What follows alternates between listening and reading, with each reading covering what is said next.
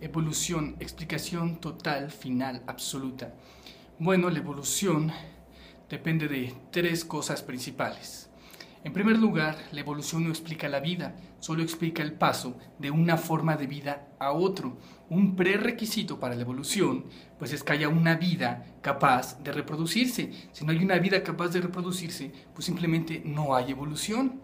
Entonces la evolución no puede explicar la vida porque es algo que va después de que existe la vida. Primero existe una vida capaz de duplicarse y después existe la evolución. Entonces el primer requisito es que haya una vida que tenga la capacidad de duplicarse, que tenga el lenguaje, los mecanismos para duplicarse. Y de entrada, de golpe, tiene que ser pues una vida funcional con la capacidad mínima de copiarse a sí misma. Si no existe de entrada este ser, pues simplemente no hay evolución.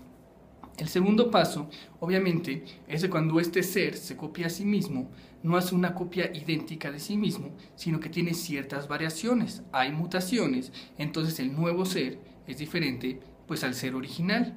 Entonces ese es el segundo requisito. Y aquí empezamos con todas las tonterías ateas. Bueno, en primer lugar, esto no ocurre por azar, esto no ocurre por casualidad, esto ocurre porque las leyes naturales así lo dicen. Hay una molécula que está por acá y otra molécula que está por acá, chocan y se separan. ¿Por qué? ¿Por casualidad? No, porque las leyes naturales dijeron que si chocaban se separaban. Viene una molécula por acá, viene otra molécula por acá, chocan y ¡puc! Se quedan pegadas. ¿Por qué? ¿Por casualidad? No, porque las leyes naturales dijeron que se quedarán pegadas. Entonces, por ejemplo, el ADN, todas las moléculas que componen el ADN, todos los átomos que componen el ADN, pues no están ahí por casualidad y por azar, están ahí porque las leyes naturales los obligaron a pegarse de esa manera y porque las leyes naturales pues les dieron esa estructura. Es físicamente imposible que no se hayan unido y es físicamente imposible que tuvieran otra forma, porque dadas las leyes físicas que rigen este cosmos, lo que tenían que hacer, su conducta, era formar ese ADN de esa forma. Y así también pasa cuando se duplica ese ADN y quedan algunas variantes. ¿Esas variantes quedan así por casualidad y por azar? Pues claro que no, es por las leyes naturales. Si las leyes naturales dijeran que esto es demasiado estricto y hicieran un copiado muy estricto, pues a la fuerza quedaría una copia idéntica. Pero si dice que esta molécula tiene un 40% de probabilidad de quedar acá, un 60% de que no, entonces pues en la copia, de 100 copias, pues 60 copias lo van a tener ahí y 40 copias no lo van a tener. Nuevamente esto no es tanto casualidad y azar, es como tirar un dado. Cuando tiras un dado no existe la casualidad y no existe el azar. Todo es un proceso meramente determinista. El problema es que tú no puedes medir, por ejemplo, la altura a la que estaba tu mano, cuántas veces lo agitaste, la posición inicial, en qué ángulo lo lanzaste, el material de la mesa, el material del dado, cuántas veces rebotó.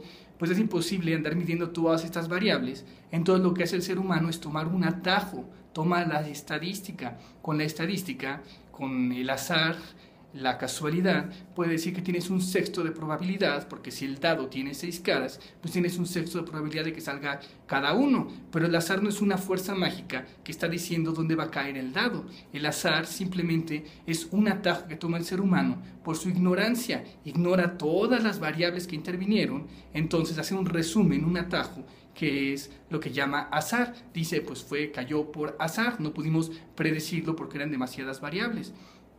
Así también pasa un poco con el ADN.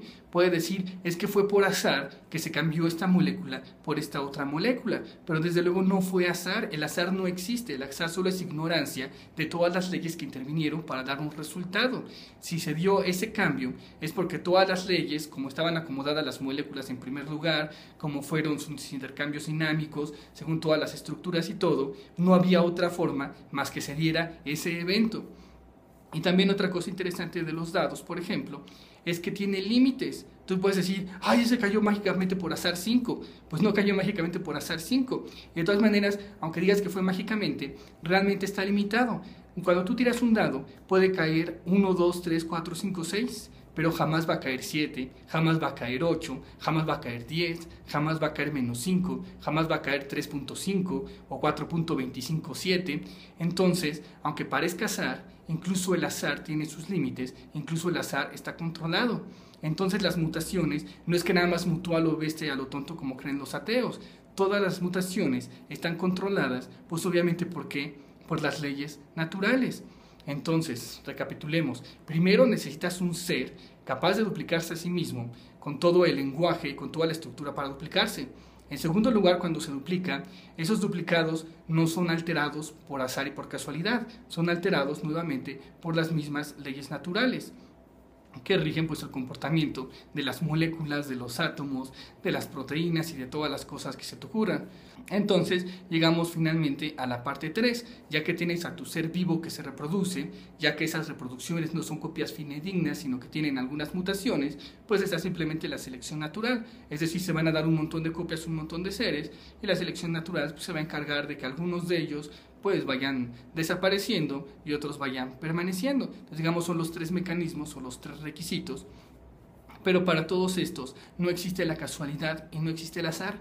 Todo está programado deliberadamente desde las leyes naturales. Si tú pones un cosmos con estas leyes naturales, a la fuerza va a surgir vida. ¿Por qué? Porque está programado para que haya vida. Sería antinatural, sería antifísico que no se diera la vida dadas las leyes actuales.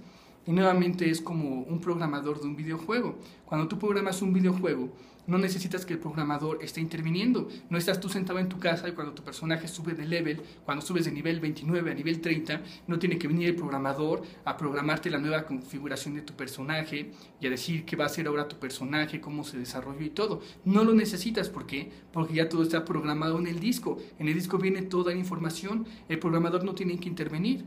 Algo así pasa con este cosmos. En este cosmos, obviamente Dios no tiene que intervenir. Dios no tiene que meter la mano y mover un átomo acá o mover una molécula acá. ¿Por qué? Porque ya lo programó desde las leyes naturales. Las leyes naturales dicen que este átomo se va a juntar con este átomo bajo ciertas circunstancias y que el 60% de las veces lo va a hacer y el 40% de las veces no lo va a hacer, y con eso basta. Dios no tiene que bajar personalmente y mover átomo por átomo o partícula por partícula, porque el cosmos ya está programado desde el principio. No es casualidad, no es azar. Yo no soy ateo, yo no creo en el azar y la casualidad. Yo creo en las leyes, yo creo en la voluntad, yo creo obviamente pues en la existencia de esta inteligencia divina que puede programar pues este cosmos tan complejo que supera por millones y millones cualquier juego de video. Entonces, bueno, espero que con esto los ateos hayan entendido exactamente cómo funciona la evolución. Y ahora veamos qué quería el programador. Si tú programas el cosmos, ¿cuál era la intención y cómo programó Dios al cosmos? Bueno, la evolución. ¿Cuál es el propósito de la evolución para el programador? La evolución, su propósito es crear al ser físico perfecto adaptado a su entorno.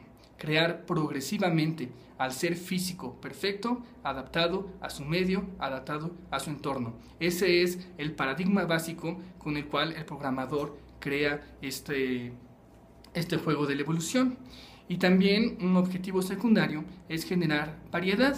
Y es justamente lo que está haciendo ahora pues todo esto de la genética. La genética, por un lado, está generando diversidad y por un lado está evolucionando esa diversidad hasta llegar a seres más perfectos, adaptados perfectamente a sus medios. Y justamente por eso están los mecanismos de duplicado, los mecanismos de variación y los mecanismos de selección. Todo cumple perfectamente con los designios del programador o los programadores que somos de este cosmos. Saludos, besos y abrazos, Archimago. Nota 1. Que Dios no tenga que intervenir no significa que no pueda hacerlo. Nota número 2. Las almas también podemos intervenir y también podemos más o menos canalizar pues, la evolución de nuestros cuerpos físicos. No se trata de tener solo un sistema determinista como si fuera una película, sino justamente como un videojuego interactivo, algo dinámico, donde hay una programación de base, pero tú puedes interactuar con esa programación de base.